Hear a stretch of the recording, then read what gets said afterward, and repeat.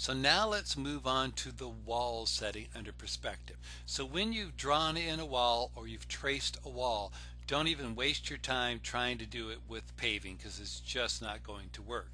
So let's cover walls. What walls does is it connects the perspective handles on the left and the right side together. So for example, if I move this one on the left, you see the one on the bottom goes with it. I can move it up and down, and the one above it does not move at all. And the same thing goes for this side.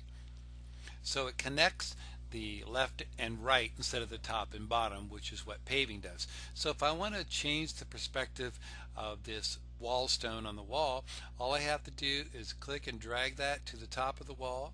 I'm going to drag this one to the top of the wall and then grab this one and bring it to the bottom of the wall and bring this one up to the bottom of the wall. And as you can see, in a matter of seconds, the stone perspective is set correctly. It's just a matter of adjusting the scale on it. So that's how walls works. And let's actually define another area of the wall here to show you grab pattern. So now I've drawn another section of this wall. I'll click on pattern library here, and we'll close this library. And now I want to grab the same stone so that it goes up the side of the wall here. Instead of having to go back into the secondary library and finding it, a quick shortcut is called grab pattern. When I click on grab pattern, you'll notice that my cursor now turns into a pointing finger. So all I have to do is put that pointing finger over the texture I want to grab to place in the new defined area and click. And as you can see, it placed those wall stones in this other defined area.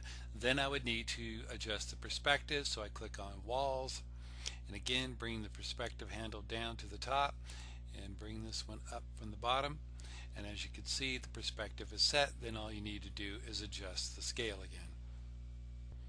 So now I have this defined area of this wall that I've traced, and I want to place a texture on it that is not in the program. It's something that I've found or I created or someone who gave to me. It doesn't really matter.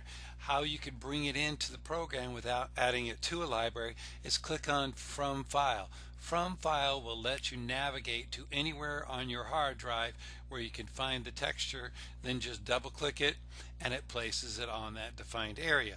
And because it's a wall, I'm going to click on walls again, grab these perspective handles, and as you can see, in a matter of seconds you got the perspective set, and again you just need to scale it. Now let's go over the scale slider here. Now I've been using it and letting you know that if you take this slider and moving it to the right, it makes the texture larger, and moving it to the left makes them smaller. But below here you'll see there is a setting.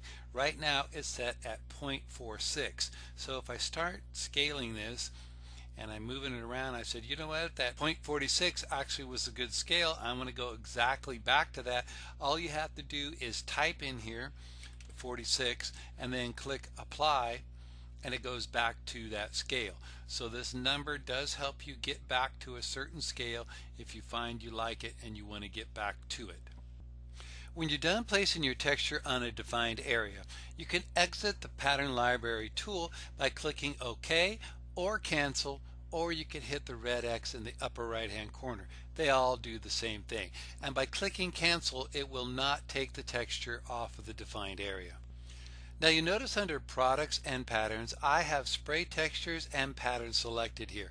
They were selected earlier when I was making this video. So if I exit the menu now and I come back into it, they will still be selected and that pattern will show up. That's because I save these settings by clicking on Save as a default. So every time I come back into the pattern library menu, those are going to be set there.